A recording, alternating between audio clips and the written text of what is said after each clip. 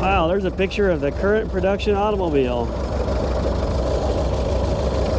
So, Alana, it says here with the complexity of the modern automobile that people with little or no experience are now operating them. I mean, that's true.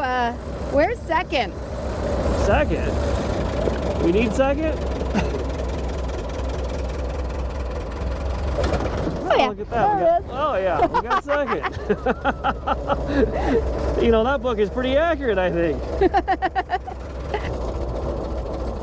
I'm afraid to go back to first. I'm staying in second. All right, we can do that. Oh, you can feel the blazing acceleration here.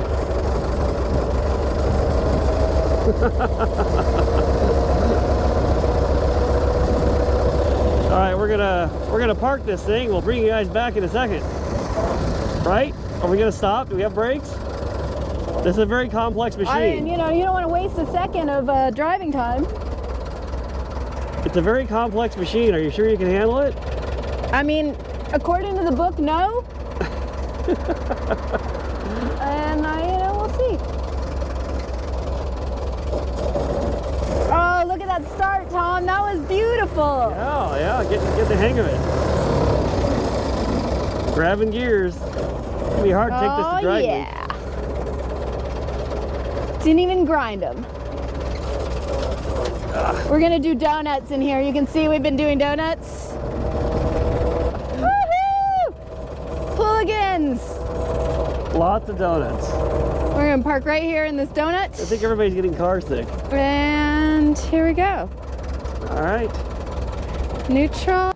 Hey, Alana, does this car live up to its billing as being a very complicated and modern machine?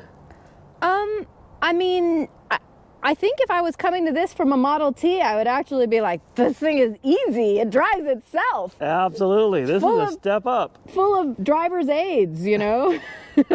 This is a modern automobile. It was brand new at one time. Are you going to tell people what this is, or should I tell people what Why this is? don't you tell people what this is? I thought everybody would know what it is. Yeah, I mean, you know, they've had 108 years to learn what this is, so I don't know why they don't know already. Who's this guy? When did they invent those? That darn neighbor again. He keeps showing off every time we come out here. Man, the Wright brothers have really made some progress. Yeah, that's their second design. Okay, what are we looking at? This is a 1915 Dodge Brothers touring car. So it's really the first production year for Dodge. There's some argument historically, and the company started in 1914. There are some cars that people call 1914s because they were built in 1914, but really it's like they're all 1915s. Yeah, 1915 was the first year of production, even though they built some in 14. There you go. Anyway, this is now our new old car. It's now the oldest car I've ever driven by at least 15 years. I know I drove a 1940s Ford, and I feel like I've driven something from the later 30s, but this is definitely the oldest car I've ever driven. I've ridden in older things, but only by a little bit. We're gonna buy a stagecoach next. I want a team of horses. I'm gonna learn how to get the Budweiser ponies to go. But anyway, we've been kind of learning about this thing as we go, because, well, I mean, I should really let Tom tell you the story of buying it. So why don't you come over here, Tom? And I'll do a little switcheroo with you. There you go. First, I'll show them the cockpit from the driver's perspective, right here. Full instrumentation. Look at that. Yeah. So, you know, it could look a little intimidating if you're first looking at it, because you're like, oh my God, what do all of these handles and switches and foot pedals do? And you know, when we're ready to leave, we'll do a full show you how to start a Dodge, but then don't use it to come and steal our Dodge, because it doesn't have a key or anything. We could probably catch them if they try to drive away. Yeah, if we run fast enough.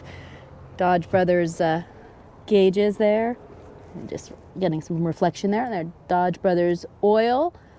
Air, I'll let you think about that for a while, what the air gauge might be. We'll tell you later. Speedometer goes up to 60. Sorry, you're mostly seeing me. Battery gauge, So you could have had a key, right? Yeah, but we don't have a key. Yeah, we don't have a key. Can you believe they lost the key for this car? That's our dealer plate down there. Yeah, Los Angeles. So this car has been in LA its entire life, which is almost the entire life of Los Angeles, which as a city basically started in 1880. And that is the official Dodge Brothers plaque on it. And I'm gonna come out. Tom, you can walk everybody around this thing. Well, as the Dodge Brothers said, the beauty of this car cannot be improved upon. If you look at all the old advertising, the lines of this fender, it was perfection. And you know, I'm gonna say, I know all the Ford guys gonna get real mad, but you know, if you compare this car to a Model T, I'm gonna say it's more attractive. It's very modern, obviously. For people that don't know, the Dodge Brothers, Horace and John, were building Model T sub-assemblies for Henry Ford from the beginning of Ford until about 1912 when they severed their relationship. What happened? Why did they sever their relationship? Well, there's a lot to the story, but Henry Ford was paying them dividends every year on their ownership. They owned 10% of Ford. And all of a sudden he stopped paying them dividends because he wanted to build the River Rouge plant, I believe. I hope I got that right. This is very old stuff. So he stopped paying all the stockholders dividends, and the Dodge Brothers sued him. And they won in court, where the judge basically told Henry Ford, yeah, you don't own your company, but your investors do. Henry Ford didn't like that, and so he gave the Dodge Brothers $25 million in 1912 money, which is a staggering amount, and effectively bought the Dodge Brothers out of Ford, and then no longer was Dodge supplying parts for Ford. The Dodge Brothers then turn around, take all this money from Henry Ford, they're like, let's build a factory, we're gonna build a car and show Henry what a real car is like. And in fact, John Dodge was famously quoted as saying, after he built this magnificent machine, someday people that own Fords are gonna want a quality automobile. And this is the result. Yeah, I'm gonna use that next time I have to write a resume. Yeah. Wood wheels. Wood wheels. These are the big, the 34s that all the cool people like these days. Yeah, know? it's like a modern SUV. I take that back. It's a 33 times 4 inches wide. Beefy. Running boards, which are, I don't know why these don't make a comeback. I mean, these would look good on a Tesla. What are these? What's sticking out here? Oh, that's a grease cup, so you can grease the leaf springs. There's a lot of access to maintenance points on this car, as the textbook says. You gotta know your machinery so that you can take care of it. That's right. There's no. That's a very old book. The Gasoline Automobile. We'll all read this. We'll get better at it. It's a very roomy back seat. I'd like to add one more detail. Yeah? You know, everybody always brags about the slab-sided Lincoln of the early 60s with the suicide doors. Where do you think they got the idea? I mean, can you not tell that this somehow influenced that? Look at that. Direct all of your design arguments to Tom. So I want to tell people a little bit about how we got this car. All right. Because there's a pattern that's been happening recently, and I don't know if I should tell people to stop sending me links to ads for cool cars, but basically, I think the last 3 cars that we bought have started because I found an ad for something, or somebody sent me an ad for something, and I have briefly, because I am extremely ADHD, been like, I need that more than anything in the world, and then I will go to Tom and I'll show it to him and I'll be like, we need this. I'm going to die if we don't have this 80s Ram Charger, or, you know, this 1917 Dodge or whatever. And that is how this started, because I found an ad. Somebody was selling, I think it was a 1917. Something like that. And it was same styling, really cheap. And I was like, that would be really fun. I'd been kind of kicking around the idea of getting an old car. I thought it would be interesting from a driving perspective to really understand what it was that people were dealing with when cars were new. Thought it might give me a different angle to talk about new cars when I'm doing that for work and stuff. And Wright brothers It's again. the neighbor again.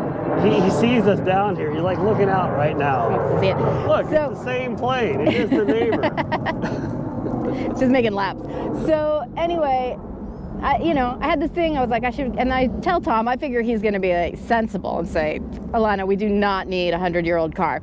And he's like, no, we should totally buy that. But I was traveling and I would already kind of lost interest, and I didn't buy this car. When I finally called on that ad, they had sold it, and I was like, all right, well, forget it.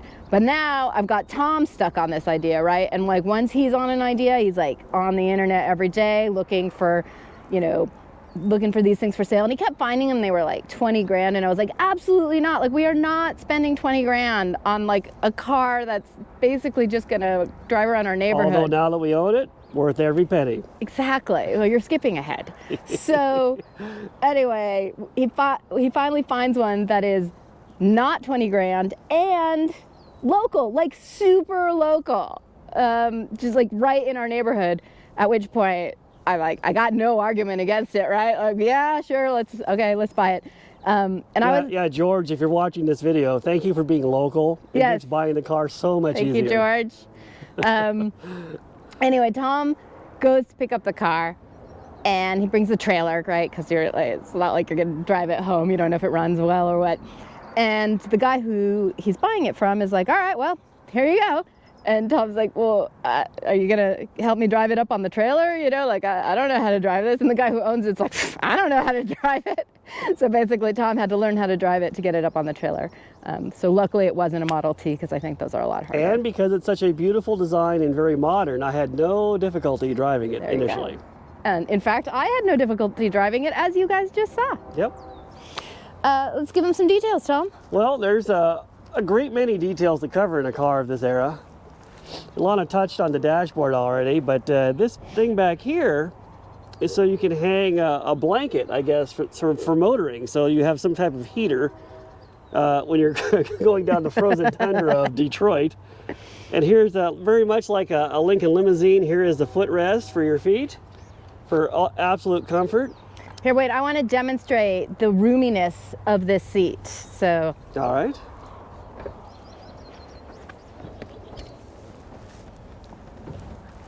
Yeah, now look at that footroom.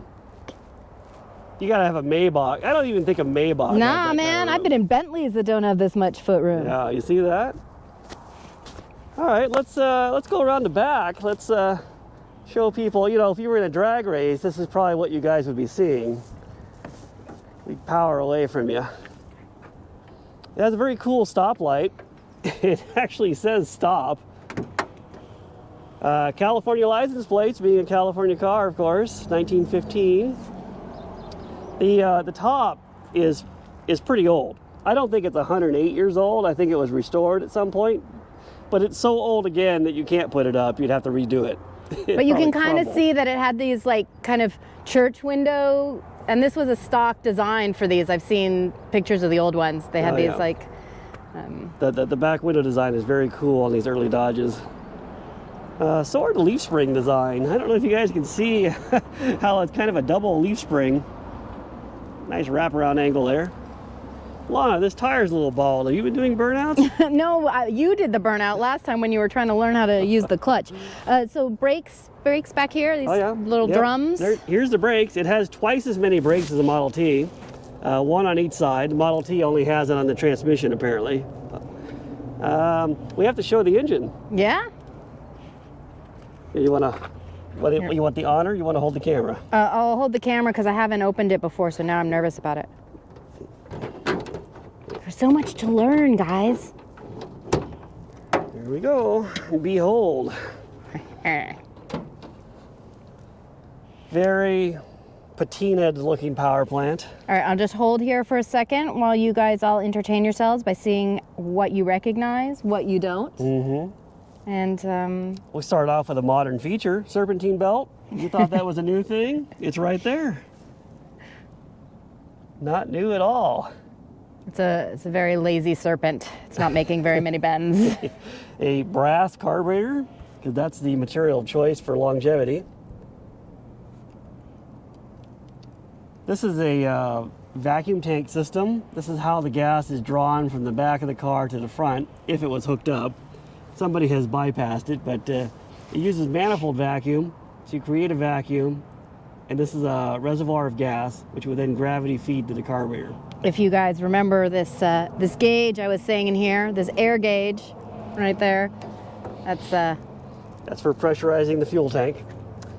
The top of the engine, 4 cylinders, 212 cubic inches. Does anybody care to guess what this is? We'll let you know a little bit later. yeah, we'll come back to that. What's this big boy? That is the starter generator. The Dodge brothers were so forward thinking that this car came from the factory with 12 volt electric start in 1915. Most cars at the time had 6 volt. Henry had to get out and hand crank his Model T if he wanted to go anywhere. And this does have a crank option. You can see that we do have a crank for it, but you know, we're so modern, we don't need to use it. What about on this side? This side. Ooh. This is where the lightning comes from, is this side of the car. Stealing a page out of Ice Grip's garage lingo. That, he would describe that as being the lightning whirler thing. Uh-huh. And water pump. Magneto then? Magneto, water pump, serpentine drive again. I like this coupling here. Yeah, it's very, very, very solid. Very tractor. That's a horn that we don't have. Don't have Yeah. hooked up. And what are these little cuppy guys? These are primer cups. You unscrew these and you fill that with gasoline if you're in like a frozen tundra and you need to start the thing dead cold. Just a way of getting gas into the engine faster. I don't know what else to say about here. It's pretty straightforward. What else is special about the Dodge that maybe some of the other cars of that time period didn't have? Well, I mean, the key thing, well, a lot of cars didn't have a water pump. Model T had like a thermal siphon system where there was no pumping of the water, but the Dodge brothers decided to add a water pump. You know, the 12 volt is really the standout for me because most cars up until the 50s in America were 6 volt systems. But the Dodge brothers from day one made it a 12 volt system, and then they got away from 12 volts I think in the late 20s because the battery company told them nobody else is buying these 12 volt batteries. It's never going to take off. You got to buy 6 volt. And so that's what they went to. So we haven't tried any of the lights yet, but you know. I don't want to burn the car down. I think it might have original wiring. It's, but those are pretty good. Those are electric lights, right? I mean, there were a lot of cars still at this time period that were still using older light technology. Should I try and start it? What? The people might want to see it idling. Oh yeah, Well, let's hope it fires right up, huh? should. Now that we've been hyping the 12 volt system, let's see if it does anything for us.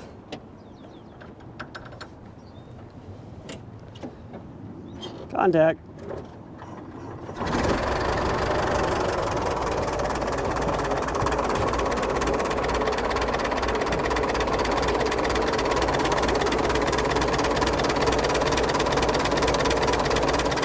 Has anybody figured out this? Leave a comment.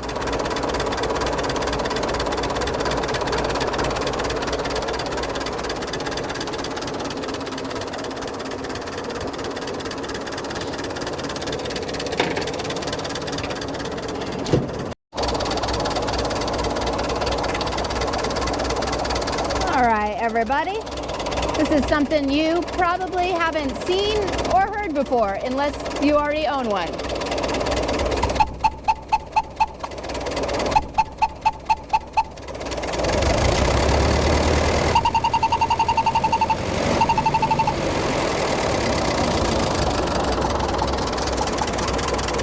How's that work, Tom? Through magic. That is the Buell explosion whistle. And motoring was so dangerous for pedestrians back in the day that people in the cars felt like they owned the road and they were going to run people down. So they added these horns for safety. That's an early accessory item that you could put on your freaking car to let people know you're coming through and they better move. And it's not a steam whistle, as many people might think from looking at it. It kind of looks like a train whistle, but that's not what it is. There were a lot of different horns and whistles that were available. How does it work? Well, it takes the place of the primer cup. So it's actually screwed into the combustion chamber, and it's actually the piston compression pressure going through that metered orifice into that little can, which makes that glorious sound that is the Buell explosion whistle. So you're not pulling and releasing on that little string, it's making that noise all by itself. Yeah, that's the cycles of combustion brought to life.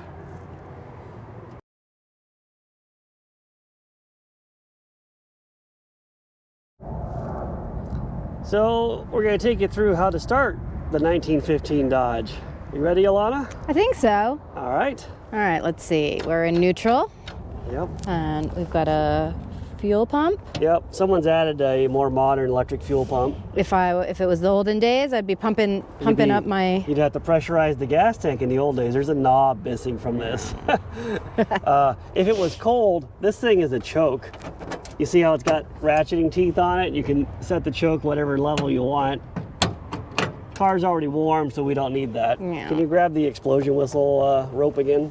Yeah. What's that? We just This is the official explosion whistle handle. All right. It has a push button starter. You use your foot to turn the engine over. All right. So, but we're gonna bring up A little bit of a throttle. little bit of throttle, Yep. and then we'll leave the timing where it is. Yep. And give it a go. Yeah. Oh, Are you pushing it? there we go. There you go. There we go. Yeah, and then bring up the timing. That feels pretty good right Yep. there. And there we That's go. it. That's how you start the old Dodge. And then let's show people the pedals. So first of all, look at the gas pedal.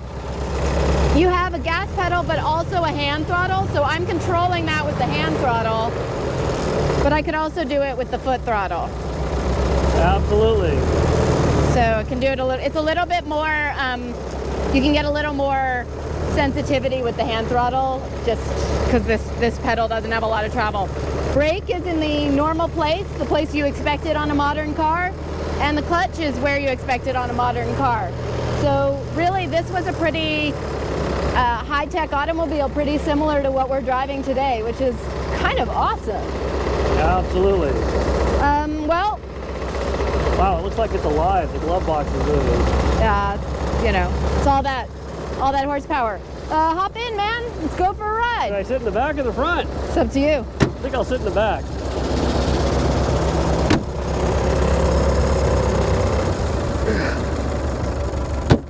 All right, let's see where we go here. All right, take me to the Ford factory. I want to show off my new car. All right, that's off. Oh, the shift pattern. We didn't talk about the gears.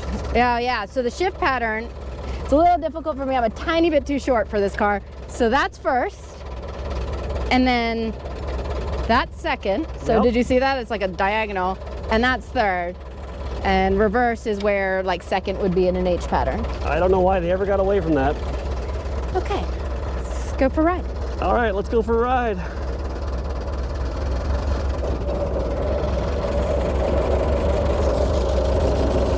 Alon's been doing donuts here with this car. This is my drift right here. We were drifting it earlier. I was drifting it.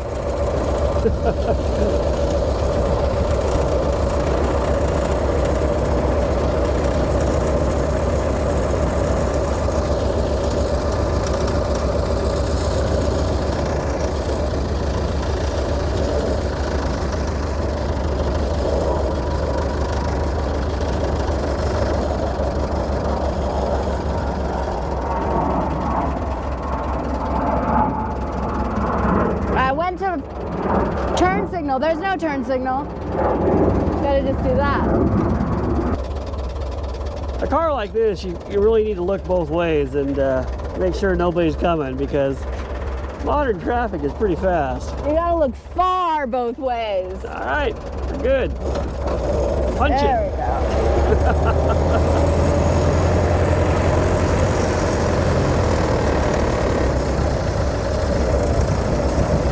How come you don't have your turn signal on?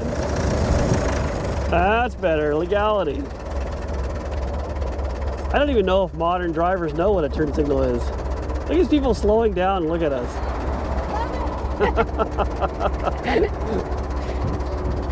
We're gonna make all kinds of friends now. I can't wait to go through the drive-through.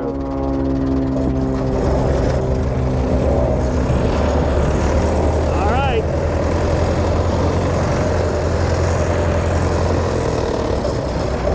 There we go. We got second. See, that's a power shift. We're gonna race our friend James Lippman, who has a Model T. Alana's practicing to take him out.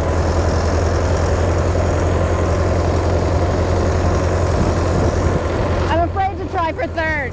Well, this car has 3 gears, but third gear is so high, you really don't need it unless you're like driving across country.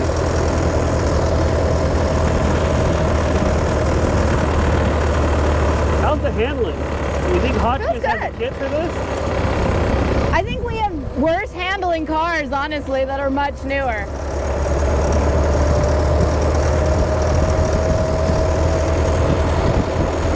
Yeah, John, if you're watching this, we might need a suspension kit for this. I'm gonna lose my bonnet!